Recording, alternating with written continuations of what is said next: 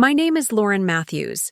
I'm 27 years old, and I never expected that my silence would one day become the most powerful scream I could ever make. For most of my life, I allowed others to define me, to minimize me, to twist my quiet into weakness. But everything changed the day my sister got married, and the moment I chose not to stay invisible anymore. Growing up in Charleston, South Carolina, in a pristine colonial house passed down through generations, my family embodied appearances. Everything had to look perfect. The white fences, the manicured garden, the holiday cards sent out in November, always on time. My father was a respected attorney with too many framed diplomas in his office, and my mother was the kind of woman who could host a charity gala while baking cinnamon rolls and still look flawless in pearls. My sister Grace, the golden one, was their pride. She followed the script. She knew her lines. Graduated top of her class, went to Duke, dated an investment banker, got the ring. Everything about her was staged perfection. I, on the other hand, was born with a different rhythm. I liked silence. I liked shadows. I liked sketching faces of strangers I imagined on the street. And I liked reading poetry out loud in empty rooms. I was a painter, a dreamer, the daughter who didn't bring trophies, only strange ideas and unfinished canvases.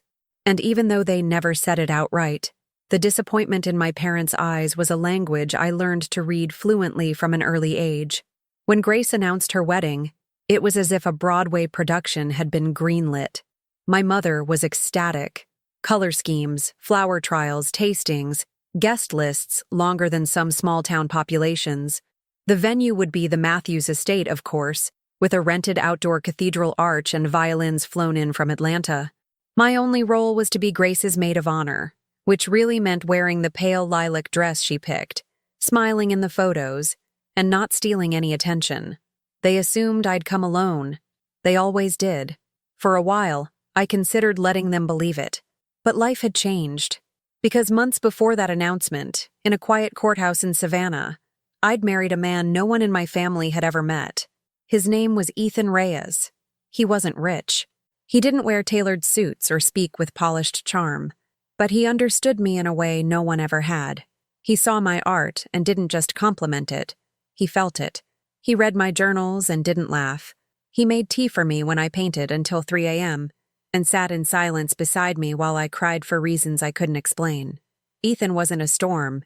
He was the ground beneath it. We eloped on a rainy Tuesday. No flowers, no photos. Just two people in jeans and sneakers promising forever. And I kept it a secret. Not because I was ashamed, but because I knew what my family would say, what they'd assume. I could already hear my mother's voice. "He's not your equal, Lauren. This isn't a romance novel." But as the wedding drew closer, something started shifting inside me. With every dinner conversation that revolved around monogrammed napkins, with every belittling joke my father made about my little art career, and every smug smirk Grace gave me when she talked about her penthouse honeymoon in New York, I began to feel a burn, a quiet, slow burn rising in my chest, and I knew I couldn't keep Ethan a secret anymore. I was tired of being erased, so we made a plan. I told Ethan I would arrive alone, that I'd give them exactly what they expected, at first, and then I'd show them what they never saw coming. The morning of the wedding was cloudless. I wore the dress Grace picked, did my own hair, and looked at myself in the mirror wondering how many versions of me had died in this house. The insecure teenager, the desperate-to-please daughter, the mute shadow in family portraits. But not today. Today, something else was going to begin. Ethan dropped me off 3 blocks from the estate. He kissed my forehead and said, "You don't owe them anything, but you owe yourself the truth." He didn't have to say more. I felt every word in my spine. The ceremony was as extravagant as I imagined. Rows of white chairs, a floral arch that looked like it cost more than my entire college tuition. Guests in designer clothes sipping imported champagne. Grace looked like she stepped out of a bridal magazine. My parents beamed like royalty. I walked down the aisle with the other bridesmaids, clutching a bouquet of roses I didn't pick, smiling with lips that barely moved. During the ceremony, I stayed quiet. During the photos, I stood in place. During the speeches, I nodded, and then Grace took the mic. "To my family," she said, smiling like a porcelain doll, "and to my beautiful little sister, who's always been unique." A few polite chuckles, she continued. "I hope one day she finds someone to share her dreams with, someone who gets her. Maybe someone who understands what it's like to live in her world." The laughter that followed wasn't loud, but it was enough. Enough to remind me why I left. Enough to remind me why I returned. So I stood up, just like that. The chatter faded. My mother's eyes widened, wineglass halfway to her lips. My father furrowed his brow, silently warning me not to make a scene. Grace tilted her head, confused, a touch nervous. And I said it. "I'm not here to prove anything," I began, steadying my breath. "But I won't be quiet anymore." There was a shift in the room, the kind that comes when the air changes, but no one wants to admit they felt it. "I've already found what you all think I've been missing," I said. "I found love. I found loyalty. I found someone who knows me. Not the version of me that fits into brunch conversation, but the real one." And as I spoke, the grand entrance doors behind the crowd creaked open. Heads turned, and there he was, Ethan. In a fitted charcoal suit, clean-shaven, calm as always, with the kind of presence that didn't demand attention but drew it naturally. He walked slowly, eyes only on me, and I swear, for a moment, the entire wedding stopped breathing. When he reached my side, I didn't need to say a word. I took his hand. He kissed my knuckles, and I turned to the room and said, "This is my husband." Gasps. Silence. My mother's jaw locked tight. My father's face drained color. Grace, poor, perfect Grace, looked like she'd seen a ghost, and all I felt was peace, because I wasn't just the disappointment anymore. I was the storm, and the calm after it. There was no applause, no polite clapping, no murmurs of congratulations, just that dead, aching silence. The kind that only comes when a room full of people realizes they don't know someone as well as they thought they did. The kind of silence that's pregnant with judgment, embarrassment, and fear of what's about to unfold next. I stood still, my hand intertwined with Ethan's, my heart hammering inside my chest like it wanted out. But on the surface, I was composed. I wasn't afraid. Not anymore. That part of me had died long ago, and whatever had been reborn in its place.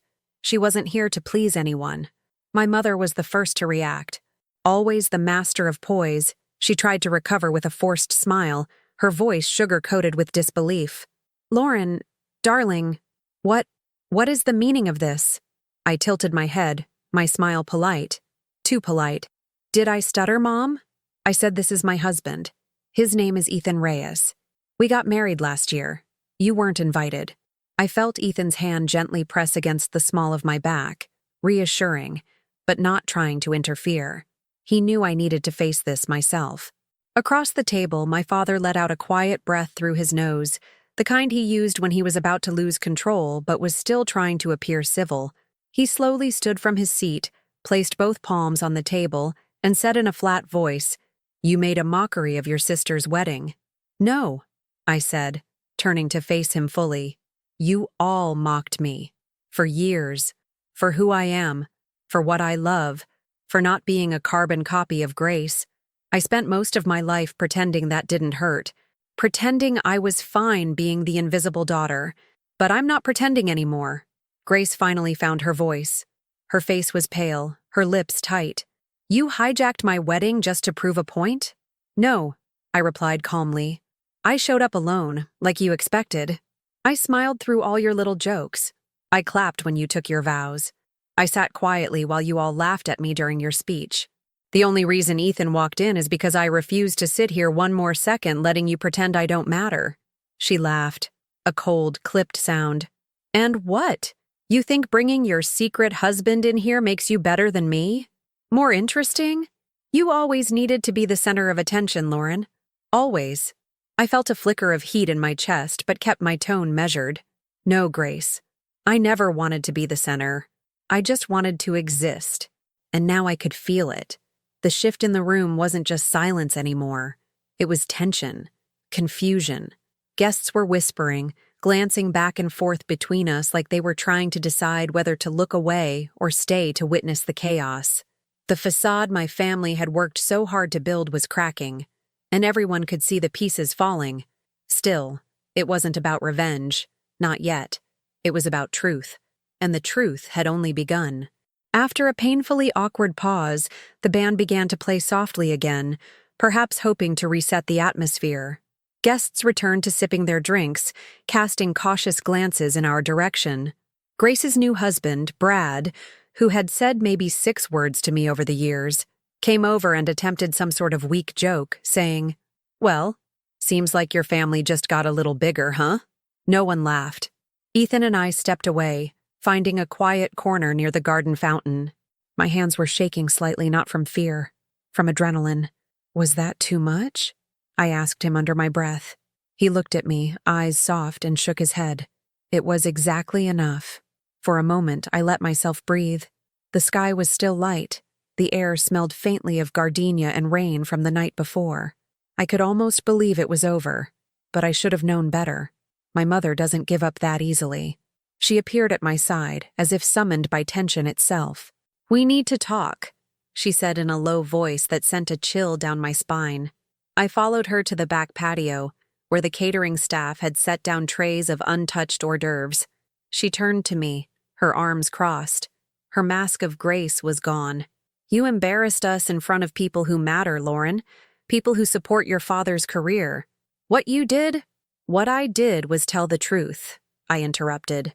"Something this family only pretends to value when it's convenient. You brought shame to us." I laughed bitterly.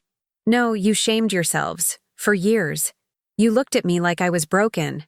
Like I wasn't enough. Like love would always be something other people had. And I finally had the courage to stop letting you decide what I'm worth." Her voice dropped even lower, venom barely hidden.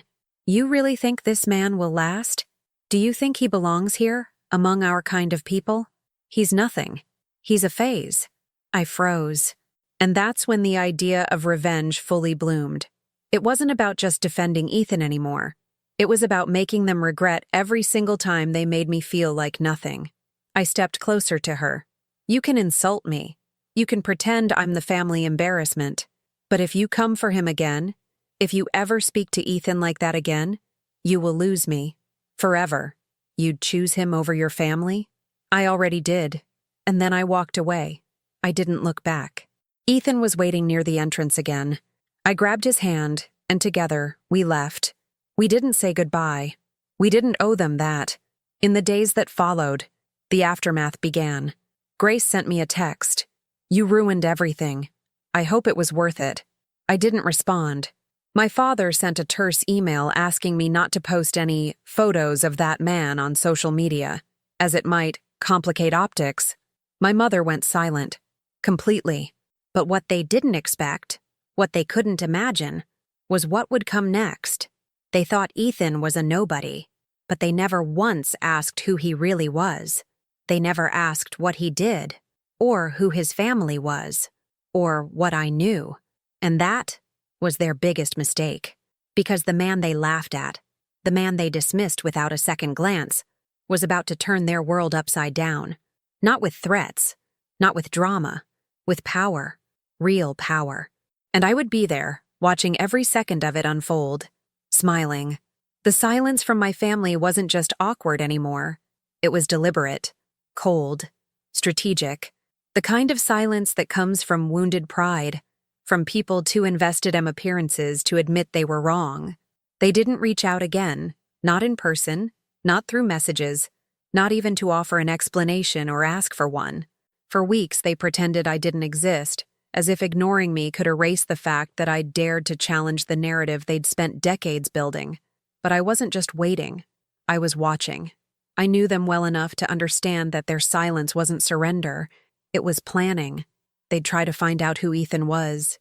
They'd dig. They'd investigate, call in favors, search public records, looking for proof that I'd married someone unworthy. That was the Matthews way. Never admit you're wrong. Just find a new angle to justify your disdain. What they didn't realize is that the man they dismissed, the one they called a nobody, came from a world they didn't even know existed. Ethan had never bragged about his background. He didn't carry wealth like a weapon, didn't wear expensive clothes unless I begged him to, didn't care about recognition. But he came from legacy too, just not the kind that flaunts itself at charity galas or country clubs. His grandfather, Manuel Reyes, had built one of the largest sustainable tech companies in the Southeast, starting from nothing, just an immigrant with an idea and 2 working hands. When Ethan was 23, he became co-CEO of the company after his father's sudden retirement. But instead of living in a penthouse or flashing a trust fund lifestyle, he moved into a modest apartment, created an art grant for underprivileged schools, and quietly invested in local businesses, including my gallery. Long before we fell in love. That was the first real twist. The gallery I worked for, the one my parents mocked, calling it a hobby shop for the emotionally unstable, had been partially funded by Ethan himself, under a different name, with no expectation of recognition. He had seen my work there before we even met. He knew who I was before I knew who he was. When I asked him why he never told me any of this earlier, he said simply, "I didn't want you to love me for what I had. I wanted you to love me for who I was." And I did. Now, however, I was ready for them to see all of it, to feel the weight of what they had tried to belittle. The first real blow came 2 months after the wedding, when my father walked into his firm's morning meeting and found out that their largest investor had pulled out of a pending partnership. The reason? A conflict of values. No further explanation. Just silence. Financial silence. Enough to cause a small stir. The investor was Ethan's company. He never said a word to me about it. I only found out through a friend of mine who worked at the firm. When I confronted him about it, he just smiled and said, "That wasn't about revenge. It was about alignment. I won't back someone who disrespects my wife. That's just business." But I knew better. It was a warning shot. A polite one. A subtle, sophisticated strike. The kind that leaves no fingerprints, only questions. Grace, meanwhile, was dealing with a scandal of her own. Her husband, Brad, who had once strutted through the wedding like a Wall Street prince, was quietly being investigated for misusing investor funds in a real estate deal that had collapsed months earlier. The information had been dormant, ignored, buried beneath paperwork and NDAs, until someone with access, brought it to light. Again, I didn't ask Ethan if he had anything to do with it. But he kissed my forehead one morning, just after I read the headline, and whispered, "You never have to lift a finger. Just be patient. Truth does the work." And truth was unraveling them, thread by thread. My parents didn't dare call. Grace posted cryptic captions on social media about envy and snakes in the grass. But deep down, they knew. They knew this wasn't coincidence. They knew I had power now, not the loud, showy kind. The quiet kind that moves in silence and hits where it hurts most. It wasn't about destroying them. Not entirely. It was about balance. About finally showing them that I wasn't some lost, wounded artist clinging to dreams they couldn't understand. I was a woman who had chosen love, and in doing so, had discovered strength. But strength, as I was learning, had its own consequences. Because not everything Ethan kept hidden was as gentle as his heart. One night, while going through some old documents at home, I found a locked drawer in his office. He never kept secrets from me, or so I thought. Out of curiosity, I asked for the key. He hesitated. "What's in there?" I asked softly. He looked tired, not angry, just weary. "Proof," he said, "of things I hoped I'd never have to use." He opened the drawer and pulled out a file. Thick, heavy. Inside there were photos, recordings, emails, names, dates, receipts, documents that tied my father's law firm to multiple questionable settlements, ones that had never made it to court, ones that had quietly been buried. "How do you have this?" I whispered, stunned. Ethan didn't look away. "I didn't go looking for it. But once I realized who your family was, who they really were, I started watching. Protecting you meant being ready." There was one recording in particular that made my blood run cold.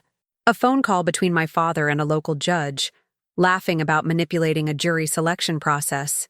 I sat there, silent, hands shaking, listening to the voice of the man who raised me, speaking like he was above the law. "This could ruin him," I said, barely above a whisper. "It could," Ethan replied, "but that's not my call. It's yours." And in that moment, the lines between love, truth, and revenge blurred in ways I never imagined. Because this was no longer about reclaiming my place. It was about deciding who I was willing to become. I couldn't sleep that night. The folder with my father's secret sat closed on the coffee table, but its weight filled the entire house. Ethan had gone to bed hours ago, but I stayed in the living room, sitting cross-legged on the couch, staring at that file like it could whisper to me in the dark. There's a moment, a precise, cutting moment, when your view of the world splits in two, before and after. Before, I was the daughter who felt ignored. After, I was the woman who knew too much. I thought that finally having the upper hand would feel triumphant. But the truth is, it felt like holding a loaded match over a gasoline-soaked house and realizing, it's your house too. He had handed me everything, the key to destroy the man who belittled me for years, who reduced my worth to silence, who paraded his disappointment in me like a badge of honor. And yet, staring at that man's downfall laid bare in a folder, all I felt was grief. Not because he didn't deserve it, but because the pain didn't erase the history. My childhood lived inside that man. The Christmas mornings, the walks to school, the rare, fleeting moments when he smiled at something I painted and didn't say a word. My father, for all his cruelty, was still part of the person I had become, even if he hated who that was. I closed the folder, left it on the table, and went to bed knowing I couldn't touch it again until I was sure of what I wanted, not just for them, for me. The next few days passed in silence. I didn't tell Ethan what I'd decided, because I hadn't, but I began to see the world differently. Everything around me carried layers now. Every gesture, every word, every piece of kindness I received, I questioned its roots. Was it genuine? Was it strategic? I had never lived with that kind of power before, and now it shadowed everything. One morning, I went to the gallery where I worked, and one of the owners, Melanie, pulled me aside. "You've changed," she said. "Not in a bad way, but you carry something different now, like someone who knows something no one else does." I smiled, unsure how to respond, because I did know something no one else did, and it was slowly consuming me from the inside. Later that week, I visited my father's office. I hadn't warned him. I walked through the glass doors in jeans and a linen blouse. Nothing fancy, no lawyer at my side, no dramatic music, just me. His secretary looked up with wide eyes. I nodded once. "Tell him I'm here. He'll want to see me." He did. When I stepped into his office, he was seated behind his massive desk, the one with the same heavy bronze lamp I remembered from childhood. He looked older, tired, but his voice still carried that sharp edge. "You shouldn't be here." I closed the door behind me. "Then throw me out." He didn't move, just stared at me with those calculating eyes. "What do you want, Lauren?" I walked over, sat across from him, crossed one leg over the other. "I want to understand." "Understand what?" "How you sleep at night. Knowing what you've done, who you've protected, what you've buried." His jaw twitched. "Is that what this is? You're threatening me now?" I didn't blink. "I'm asking you if you feel anything. Any guilt. Any remorse. Because all my life I thought you were just cold. But now I wonder if you're actually hollow." He didn't respond right away, just looked past me toward the window. "The world isn't built for softness. Not the one I operate in. And that's your excuse?" He met my eyes again. "No, that's my truth." I studied him for a long moment. The man who had shaped my childhood now looked like a relic of another era. Rusted, rigid, cracking under the weight of his own pride. "I have everything," I said quietly. "Every document, every call, every name. I didn't go looking for it. Ethan didn't dig. You left a trail. I could ruin you." His hands tightened around the arms of his chair. "Is that why you came?" "No," I whispered. "I came to tell you I'm not afraid of you anymore." That got him. He blinked. "I used to live for your approval," I said, rising from the chair. "Now I live in spite of it. And if I ever decide to use what I know, it won't be for revenge. It'll be for justice." And then I left. No dramatic pause, no threats. Just a daughter walking away from the weight of trying to be someone she was never allowed to become. That afternoon, I went home and found Ethan waiting for me on the porch, 2 cups of tea already steeped. He handed me one. "You didn't burn it down?" "No," I said softly. "Not yet."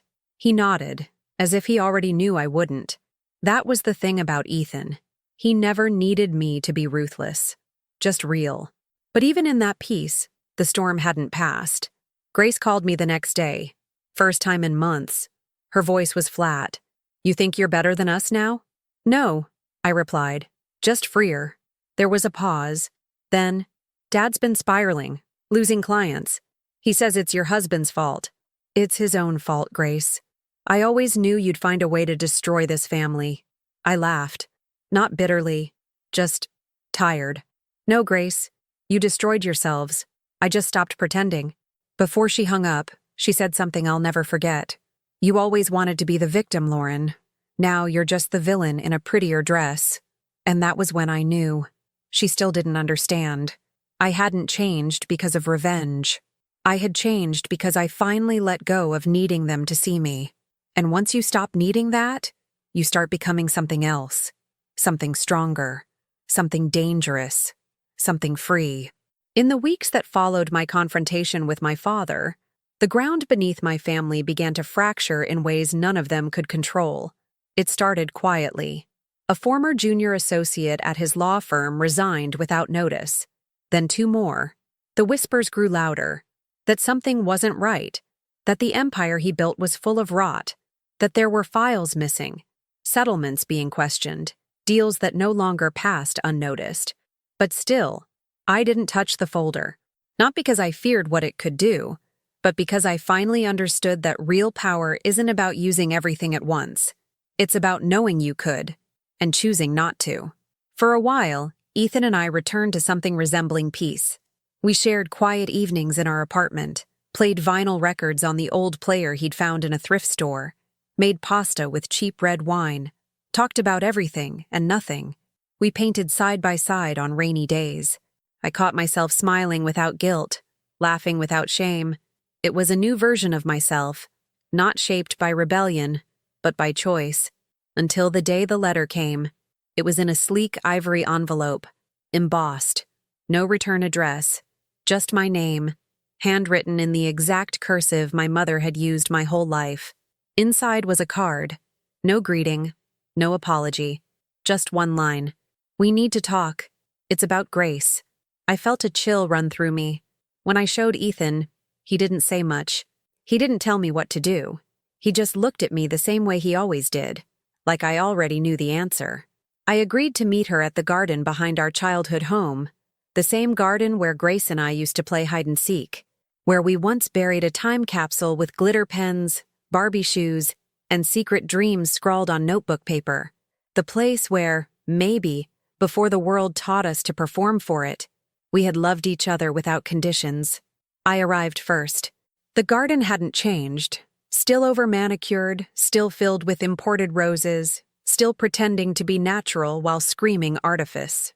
Grace arrived 5 minutes later. No heels this time. No polished look. Just jeans, flats, and a black hoodie far too plain for her usual taste. She looked thinner, not in the glamorous magazine cover way, but in the hollowed-out, I haven't eaten kind of way. She sat down on the stone bench across from me and took a long breath. "I'm pregnant." The words hit me like a slap. I hadn't spoken to her in months, not since that call where she'd spat venom and hung up like we were strangers. "And Brad?" I asked, careful. She shook her head. "He left. Took off when the investigation got serious. Said it would ruin his name. As if I wasn't the one left holding everything." I watched her quietly, waiting. "I know I haven't been kind," she said, voice breaking, "but I didn't know who else to call. I thought you'd want to know, because you're the only person who might still care." I wanted to feel vindicated, wanted to hear those words and revel in the irony, the queen finally crawling to the peasant she once mocked. But I didn't feel triumph. I felt something deeper, sadder. "You used to be my best friend." I said softly. I know, she whispered. And I ruined it. I let Mom and Dad turn me into this thing, this copy of them. And when you left that version of life behind, I didn't know how to survive without it. So I blamed you. I made you small because it made me feel bigger. She looked up at me, her eyes red-rimmed. But I don't want to be like them anymore. I don't care about appearances. I don't care about reputation. I just want a chance to fix what I broke. There was a long pause. Then she added, I haven't told them I'm pregnant. I blinked. Why not? Because they'll try to control it, like they did everything else. I want to raise this child my way. I want to be better. The moment sat heavy between us. This was the climax. Not the file, not the scandals, not the confrontation with my father. This was the turning point.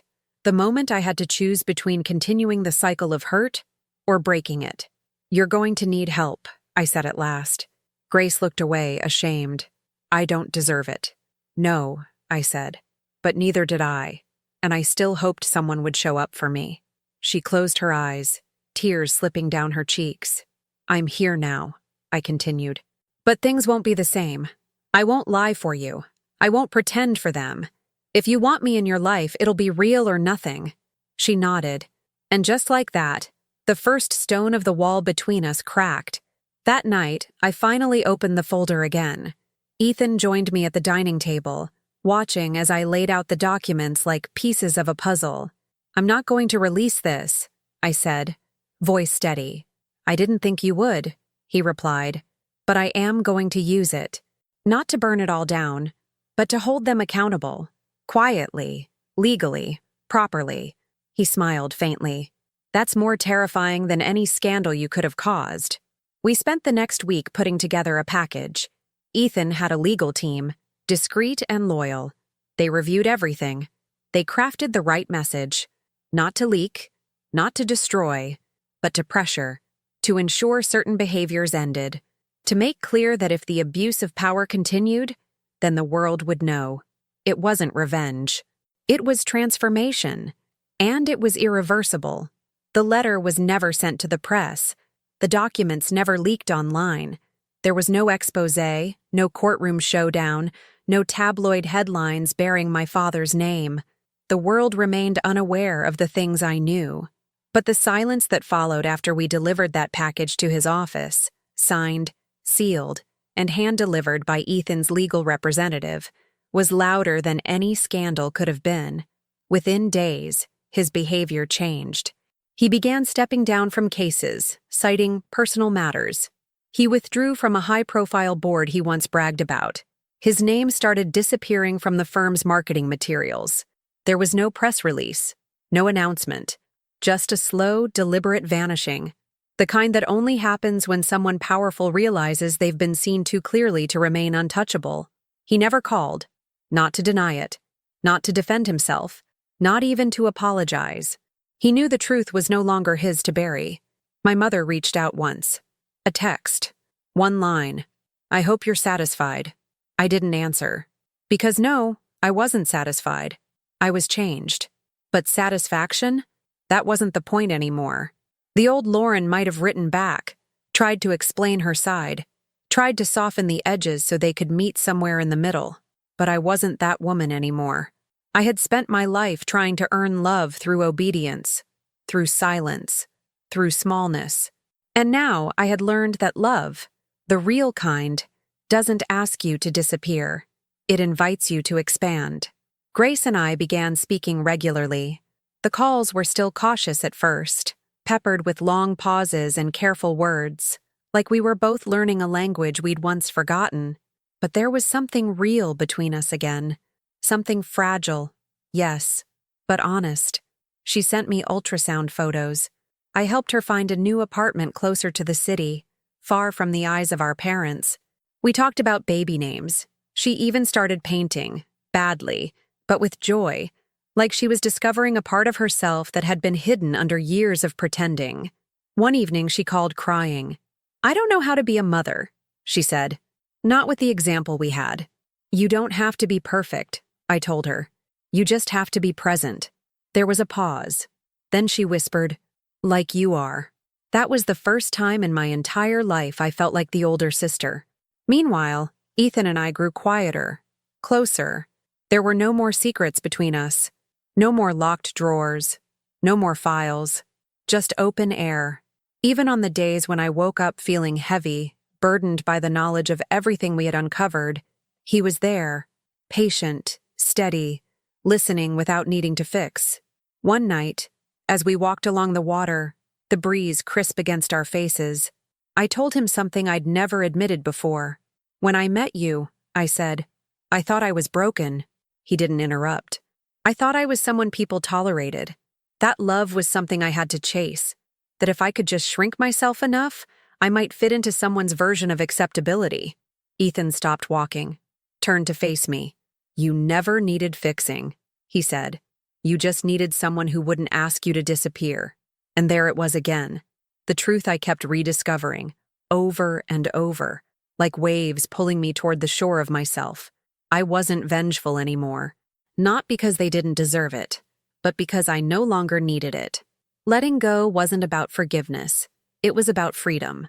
Months passed. The gallery where I worked offered me a solo exhibition, the first in my life. I called the series Unseen. Each canvas told a part of the story I could never speak out loud. A pair of hands reaching through fog. A girl standing in a crowd of faceless people. A house with no windows. But the final piece, the one I painted with trembling fingers, was different. It showed a woman walking away from a burning garden. She wasn't running, she wasn't afraid, just walking. Calm, free. On opening night, the room was packed. Faces I didn't know. Faces that looked at my work with reverence, like they could feel the weight inside every stroke. I didn't invite my parents. But Grace came, 7 months pregnant, glowing and real. She stood in front of that final painting for a long time, arms resting on her belly, eyes glossy.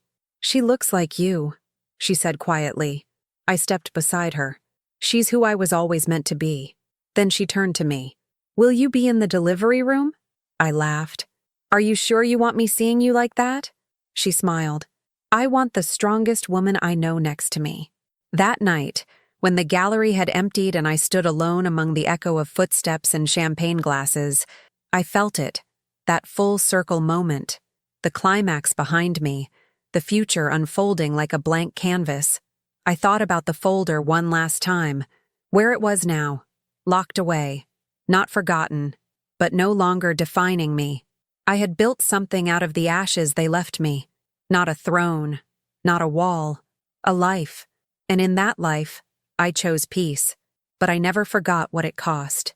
2 years later, I stood in a hospital hallway, pacing quietly in worn-out sneakers, holding a thermos of chamomile tea in one hand and Grace's hospital bag in the other. The early morning light filtered through the frosted glass windows, casting a soft gold glow over the sterile white tiles. The air was still, not with silence, but with anticipation. It had rained the night before, and the scent of wet pavement clung faintly to my clothes, grounding me in the present, reminding me how far we had come. Ethan sat nearby in one of those hard plastic chairs that hospitals seem to collect, reading something on his phone, but I knew he wasn't focused. He was waiting too, not for the birth, but for me, for what this moment meant to me, and to the girl I once was. At 6:27 a.m., Grace's daughter was born. No fanfare, no photographers, just a raw, trembling cry from a new life that had no idea it was already rewriting a family's entire history. Grace named her Clara. She didn't name her after anyone in our family. No grandmothers or great-aunts. No symbolic tributes. Just Clara. A name that meant bright, clear. And that's exactly what this child was. Clarity in a lineage that had been clouded by so much pride and performance. I held Clara for the first time an hour later. Grace was asleep, her hair matted to her forehead, exhaustion etched into her face. But she had that calm around her, the kind I'd only ever seen in women who'd faced everything and still chose softness. Clara was warm in my arms, her skin impossibly soft, her breath shallow and quick, like the wings of a bird too new to fly. She blinked up at me, Or maybe not. Maybe it was just coincidence. But I told myself she saw me, that she somehow understood I had been waiting for her too. As I rocked her gently, I whispered, "You'll never have to earn love. Not from us." I meant it. Everything was different now. Grace and I had built something we never thought possible. Not a perfect relationship, but an honest one. We talked openly, even when it hurt. We didn't pretend anymore. She apologized more than once for the things she had said at the wedding, and while I never demanded it, I received it with a quiet heart. Our parents never came to see the baby. They sent a card. Elegant, cold, signed only with their names. No handwritten message. No congratulations. Just an expensive envelope with nothing inside it but distance. I no longer grieved their absence. In fact, I had begun to see it as a blessing, because sometimes absence is not a wound. It's space, and space allows new things to grow. Grace kept her promise to raise Clara on her own terms. No nannies, no fake smiles for society events. No pressure to be the next Matthews woman. Just a mother and her daughter, living in a modest apartment filled with sunlight and secondhand furniture, surrounded by warmth, not wealth. And I kept mine, too. I never let the folder out again. It remained in a fireproof box at the back of my closet, not as a threat, but as a reminder. Not of what they did, but of what I chose not to do, because that was where the true power lived. Not in burning the empire down, but in walking away from it with your head held high, building something better from your own hands. The gallery exhibition, Unseen, had become a traveling show. It opened in 2 more cities. I received invitations to speak, to mentor young artists, to help shape a new wave of creators who had never felt like their voices mattered. I poured my time into those voices. I opened doors for them. I held space for them. And in doing so, I healed parts of myself I didn't even know were still bleeding. One of my students, a 19-year-old girl named Sienna, came to me after a workshop one evening and said, "Your story made me believe I could exist without apologizing." I hugged her, because I knew exactly what that felt like. Ethan and I bought a small house outside the city. Nothing extravagant. A porch with 2 chairs, a garden we're still learning how to keep alive, a kitchen filled with mismatched mugs and half-finished canvases. Our home smells like paint and fresh coffee and laundry we always forget to fold. He proposed to me again, this time with a ring, not because he had to, but because we both wanted to say the words again, out loud, this time not in rebellion or secrecy, but in peace. We hosted a small ceremony under a tree behind our house. Just 10 people. Grace read a poem she wrote. Clara, in a white dress too big for her tiny body, ran between everyone's legs, laughing as if the world had never known pain. It felt like the closing of a circle, like the fire had finally gone out, and what remained was the warmth of embers. Soft, glowing, enough to keep us alive without burning anything else down. People sometimes ask if I regret not exposing everything, not ruining them, and I tell them this. Sometimes, revenge isn't a war. Sometimes it's a woman building a life so full of truth, no one else's lies can survive inside it.